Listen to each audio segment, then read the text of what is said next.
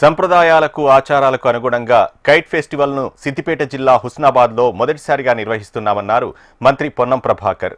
ఎల్లమ్మ చెరువు కట్ట వద్ద కైట్ ఫెస్టివల్ను ఆయన ప్రారంభించారు. పలువురు కైట్లను ఎగురవేస్తూ ఎంజాయ్ చేశారు.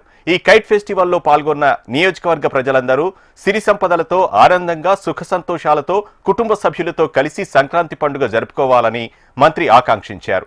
రాష్ట్ర ప్రజలందరికీ సంక్రాంతి శుభాకాంక్షలు తెలిపారు. చాలా పెద్దగా next time kite festival and sweet festival Husnabad లో పెద్దగా టూరిజం కింద అప్పటి వరకు మొత్తం ప్రాజెక్ట్ ఇదంతా కూడా కంప్లీట్ అవుతుంది.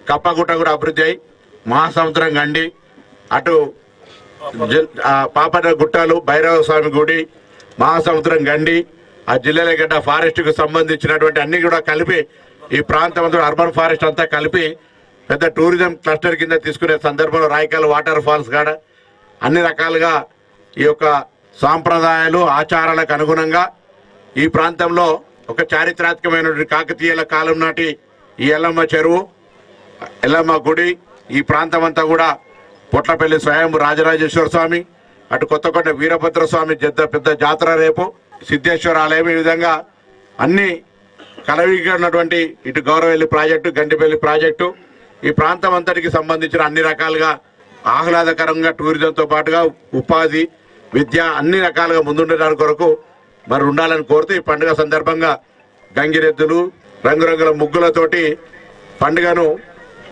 సుఖ సంతోషాలతో, ఎందుకంటే రైతుల పండుగ ఇది, సమృద్ధి వర్షాలు మంచి ఆయురారోగ్యాలతోటి పాడి పంటలతో ఉండాలని కోరుకుంటూ అందరికీ సందర్భంగా హృదయపూర్వకంగా సంక్రాంతి శుభాకాంక్షలు.